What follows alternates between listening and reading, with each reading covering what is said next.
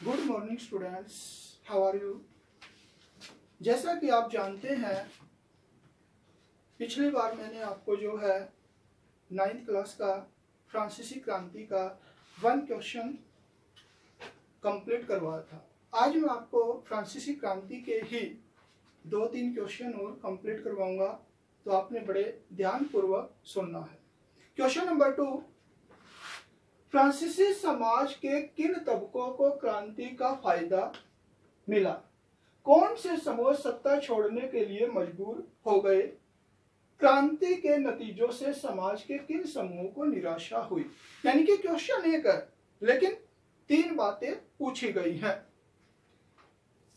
तो इसमें जो है फ्रांसीसी क्रांति का सबसे अधिक फायदा तीसरे स्टेटस के लोगों को, जिसमें मजदूर, किसान, कारीगर और छोटे व्यापारी शामिल थे, इन लोगों को जो है मुख्य रूप से फायदा मिला, क्योंकि समाज के इस वर्ग के ऊपर करों का भार बहुत अधिक था।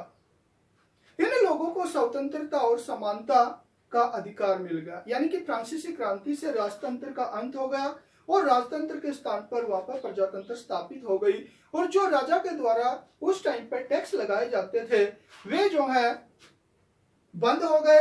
अब वे एक प्रकार से स्वतंत्र हो गए, यानी कि अब वे कर मुक्त हो गए। तो कहने का मतलब ये है कि फ्रांसीसी क्रांति का सबसे जो फायदा है वो तीसरे स्टेटस के लोगों को विशेष रूप से मिला। नंबर 2, इस क्रांति से पहले सत्ता कुलीन वर्ग के हाथों में थी। यानी कि फ्रांसीसी क्रांति से पहले जो है पावर कुलीन वर्ग के हाथों में थी, ये संख्या में कम थे। यानी जनसाधारण से इनकी जनसंख्या काफी कम थी। क्रांति ने फ्रांस में राजतंत्र की समाप्ति कर दी। फ्रांसीसी क्रांति आने से समाज यानी कि फ्रांस के अंदर राजतंत्र समाप्त हो गया। जमींदारों, सामंतों तथा चर्चों को अपने विशेषाधिकारों से हाथ धोना पड़ा। तो यहाँ पर किन व्यक्तियों को विशेषाधिकारों से हाथ धोना पड़ा, ये हमने बताना। मुख्य रूप से जमींदारों को, सामंतों को और चर्चों को जो है मुख्य रूप से हाथ धोना पड़ा। इसके बाद आ जाता आपका थर्ड पॉइंट, क्रांति के नतीजों से समाज के किन समूहों को निराशा हुई। थर्ड पॉइंट देखिए, क्रांति से कुलीन वर्ग और चर्च वर्ग के लोगों को निराशा हुई। यानी कि ये पावरफुल लोग थे, सत्ता पर भी इनका दबदबा था, लेकिन जैसे ये फ्रांस की क्रांति हुई, इन वर्ग के लोगों को काफी निराशा हुई और 1793-94 के अंदर इन लोगों का कत्लेआम किया गया। ये जो आपका क्वेश्चन नंबर 2 जो है कंप्लीट हो गया है। अब क्वेश्चन नंबर 3 देखिए, 19वीं और 20वीं सदी की दुनिया के लिए फ्रांसीसी क्रांति कौन सी विरासत छोड़ गई? यानी कि फ्रांसीसी क्रांति होने के बाद आने वाले संसार के लिए कौन कौन सी विरासतें छोड़ के गई, ये क्वेश्चन आपका थर्ड है, तो बड़े ध्यानपूर्वक सुनना आपने। सन 1789 में हुई फ्रांसीसी क्रांति ने केवल फ्रांस में ही नहीं बल्कि विश्व भर के जनजीवन को प्रभावित किया। कहने का मतलब यह है कि फ्रांसीसी क्रांति का प्रभाव केवल फ्रांस तक ही नहीं रहा, बल्कि ऑल वर्ल्ड के ऊपर जो है इस क्रांति का प्रभाव पड़ा। पूरे संसार के ऊपर जो इस क्रांति का प्रभाव पड़ा। 19वीं तथा 20वीं शताब्दी की दुनिया को फ्रांसीसी क्रांति की देनों का जो है वर्णन है वो इस प्रकार है। यानी कि कहने का मतलब ये है कि फ्रांसीसी क्रांति ने संसार को कौन कौन सी विरासतें दी। सबसे पहला है आपका निरंकुशता का अंत। तो सबसे पहली विरासत के रूप में जो है खत्म किया गया निरंकुशता की। फ्रांस के अंदर फ्रांसीसी क्रांति से पहले उस निरंकुशता को खत्म कर दिया गया। फ्रांस की क्रांति के बाद निरंकुशता और राजतंत्र का अंत हो गया। जैसे फ्रांसीसी क्रांति हुई उसके बाद जो है आपका निरंकुश तंत्र यानी कि जो राजा तानाशाही बन जाते थे वो समाप्त कर दिया गया और उसके स्थान पर प्रजातंत्र की स्थापना की गई। फ्रांस ने विश्व को लोकतंत्र के 3 महान विचार समानता, स्वतंत्रता और बंधुत्व प्रदान किए। यानी कि संसार के सभी लोग समान हैं, सभी लोग स्वतंत्र हैं और सभी लोगों के अंदर आपसी भाईचारे की भावना है। इस क्रांति के बाद यूरोप में लोकतंत्र का प्रसार हुआ और फ्रांसीसी क्रांति के बाद जो है संसार के बहुत से देशों के अंदर जो है लोकतंत्र का फैलाव होना शुरू हो गया। नंबर 2, राष्ट्रवाद का विकास। फ्रांस की क्रांति से संसार में राष्ट्रवाद की भावना का तेजी से विकास हुआ। राष्ट्रवाद की भावना यानी अपने देश के प्रति मोह, अपने देश के प्रति प्रेम की भावना को जो है राष्ट्रवाद का नाम दिया जाता है।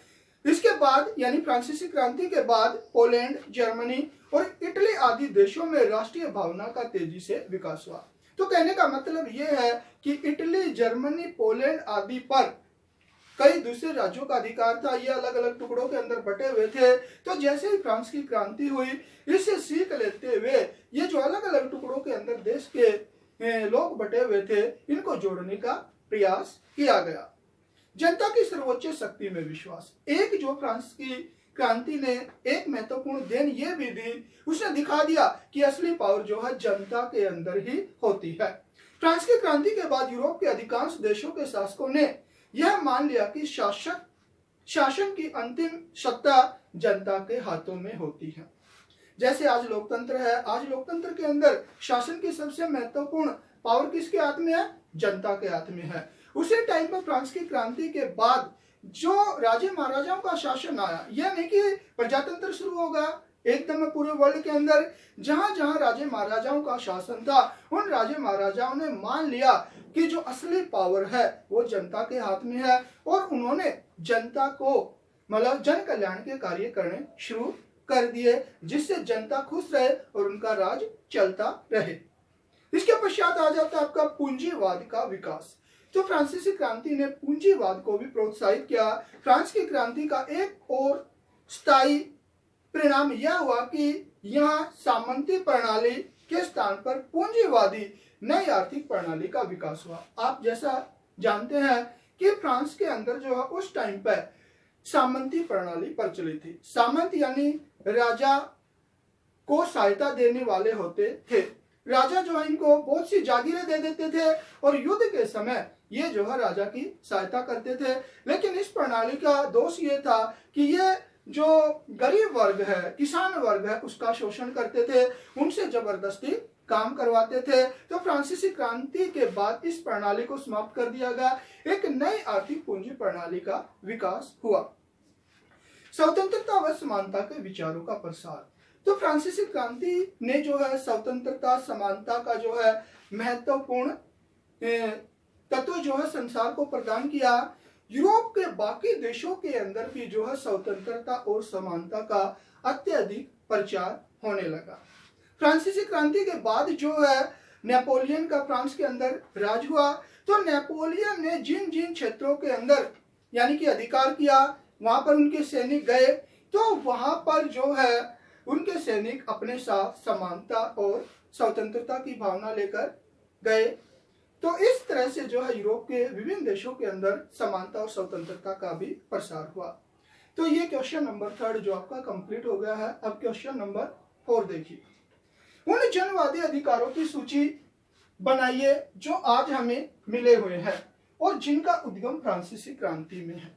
यानी कि आज हमें जो अधिकार मिले हुए हैं उनका हमने वर्णन करना है और ये अधिकार हमें फ्रांस की क्रांति से ही प्राप्त हुए हैं। तो मैं अभी आपके सामने एक्सप्लेन करूंगा कि फ्रांसीसी क्रांति ने हमारे को जो आज अधिकार दिए हुए हैं वे दिए थे, वे कौन कौन से अधिकार हैं। फ्रांसीसी क्रांति में जिन अधिकारों का उद्गम हुआ था और उनका हम आज भी प्रयोग कर रहे हैं वो इस तरह से है। देखिए, नंबर 1, प्रत्येक व्यक्ति स्वतंत्र पैदा होता है, स्वतंत्र रहता है तथा उनके अधिकार समान होते हैं। तो ये स्वतंत्रता का जो हमें अधिकार मिला है वो फ्रांसीसी क्रांति के माध्यम से ही मिला है और आज हम इस स्वतंत्रता का प्रयोग कर रहे हैं वो किसकी देन है? वो फ्रांसीसी क्रांति की ही देन है। तो हमें स्वतंत्रता का अधिकार जो है फ्रांसीसी क्रांति के माध्यम से ही मिला है।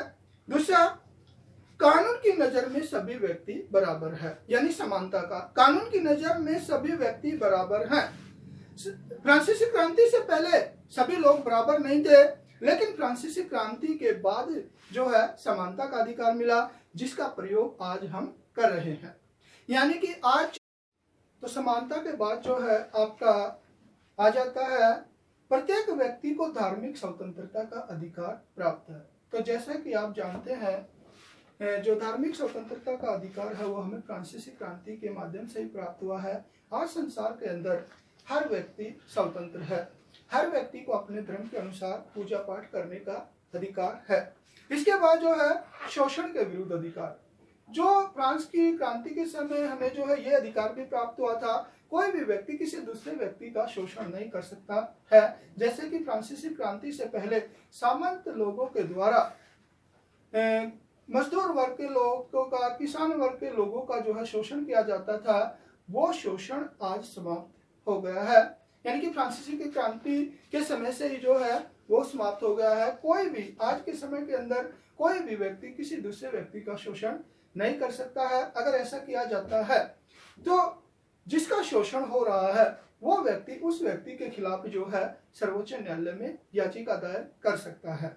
इसके बाद है आपका जो स्वतंत्रता का अधिकार है, इसमें व्यक्ति बोलकर, लिखकर या छापकर अपने विचार व्यक्त कर सकता है। तो स्वतंत्रता का अधिकार का मतलब यह है कि हर व्यक्ति, कोई भी व्यक्ति अपने विचारों को बोलकर, लिखकर या छापकर बता सकता है कि उसके ये विचार है। ये भी स्वतंत्रता का अधिकार जो फ्रांसीसी क्रांति की देन है। इन सभी अधिकारों का प्रयोग आज हम कर रहे हैं और ये हमारे विकास के लिए बहुत ही महत्वपूर्ण है। अगर ये हमारे को अधिकार नहीं मिलते तो आज हमारा विकास संभव नहीं था। तो आज मैंने आपके सामने 3 क्वेश्चन करवा दिए हैं। सभी बच्चों ने बड़े अच्छे ढंग से इनको याद करना है। Thank you.